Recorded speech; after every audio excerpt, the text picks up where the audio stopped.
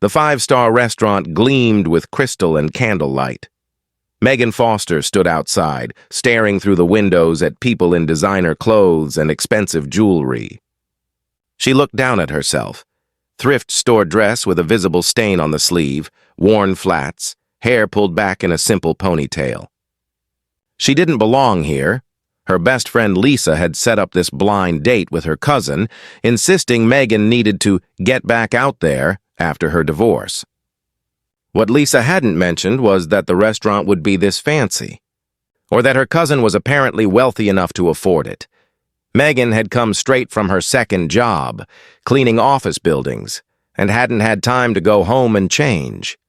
She'd texted to cancel 3 times, but Lisa had been relentless. "Just go. Alex won't care what you're wearing. He's a good person." Taking a deep breath, Megan walked inside. The host looked at her with barely concealed disdain. "Can I help you?" "I'm meeting someone." "Alex Donovan?" The host's expression shifted to surprise. "Mr. Donovan is at table 7. "This way." Megan followed him through the restaurant, acutely aware of people staring. Her dress looked even worse under the chandeliers. She spotted her date, a man in an impeccable navy suit, dark hair, sharp features. He was checking his phone and looked like he belonged on a magazine cover. This was a mistake. A huge mistake. Alex looked up as she approached. And Megan watched his expression change, surprise, then confusion, then something she couldn't quite read. "I'm Megan," she said quickly, wanting to get this over with. "I know I don't look like...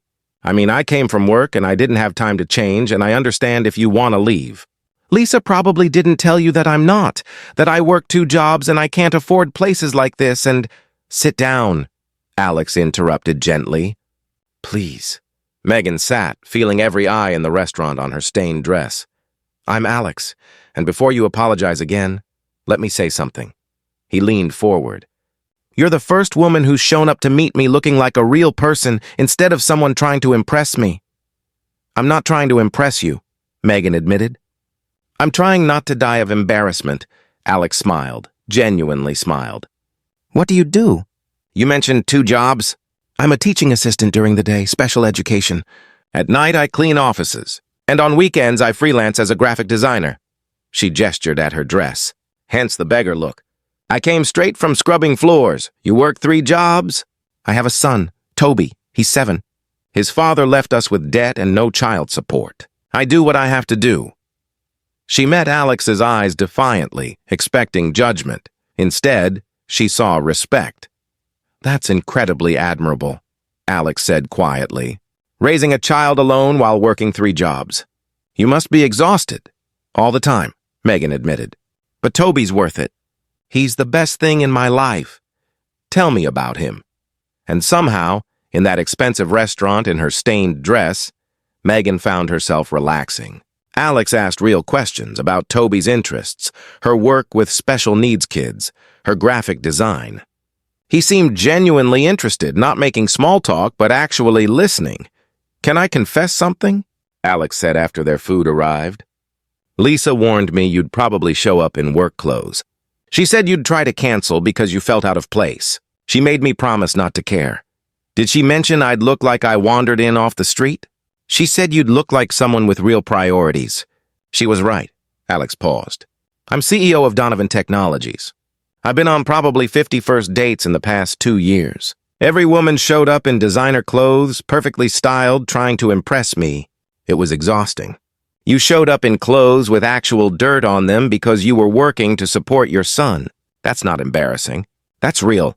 You're not embarrassed to be seen with me?" Megan gestured at the other diners, some of whom were still watching them. "I'm proud to be seen with you," Alex corrected. "You're sitting here in work clothes because you prioritize your child over impressing strangers. That takes courage." As dinner progressed, Megan learned about Alex, about his own difficult childhood, raised by a single mother who'd worked multiple jobs to support him. About how he'd built his company from nothing, driven by memories of his mother's struggles. "I see my mother in you," Alex admitted.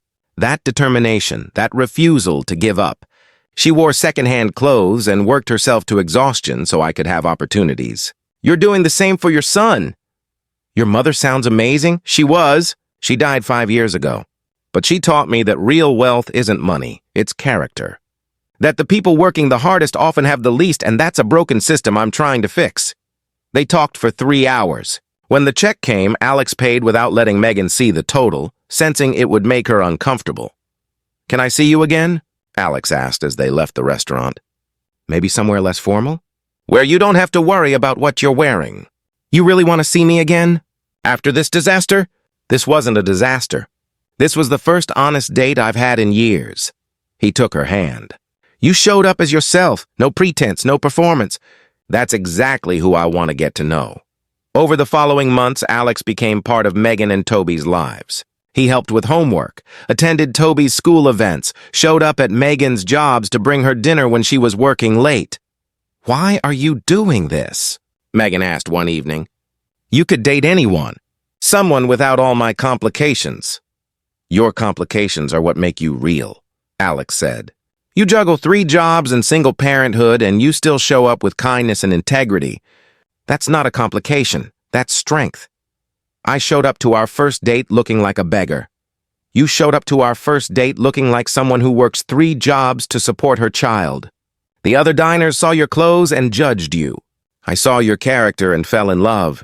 A year after that first date, Alex proposed, not at a fancy restaurant, but at Megan's small apartment after she'd gotten home from work, still in her cleaning uniform. "I fell in love with you the moment you walked into that restaurant in your work clothes," Alex said. "While everyone else judged you, I saw the most beautiful thing I'd ever witnessed. Someone who prioritizes what actually matters. Someone who works herself to exhaustion for her child. Someone real in a world of performance." At their wedding, Alex told their story to tears and applause. "Megan showed up to our first date in a stained dress," he explained. "She'd come straight from work, had no time to change, was mortified. I fell in love instantly. Not despite her clothes, but because of what they represented. A woman who values work over appearance, her child over impression, authenticity over pretense. While the restaurant judged her, I saw exactly who I'd been searching for." Megan added, "I thought I'd ruined everything by showing up looking like a beggar. But Alex saw past the surface to who I actually was. Someone doing her best in difficult circumstances. That night taught me that the right person doesn't need you to be polished. They just need you to be real." Years later, they'd tell Toby, now a teenager, about that first date. "Mom was embarrassed," Alex would say. "She thought her work clothes made her unworthy. But those clothes told me everything I needed to know, that she was someone who worked hard, prioritized her child, and had the courage to show up anyway." The other people in the restaurant stared, Megan would add. They saw someone who didn't belong. Alex saw someone who belonged everywhere because I was authentic. Because sometimes showing up in work clothes is more impressive than designer dresses. Sometimes what looks like a disaster is actually the most honest introduction possible. And sometimes the person sitting across from you sees past the stains and wear to the character and courage underneath. Falling in love not despite your circumstances, but because of the strength they reveal. If this story moved you, share and subscribe for more tales about authenticity mattering more than appearance. Comment about a time someone saw past your surface to your true worth. Those moments of being truly seen, exactly as we are, can change everything.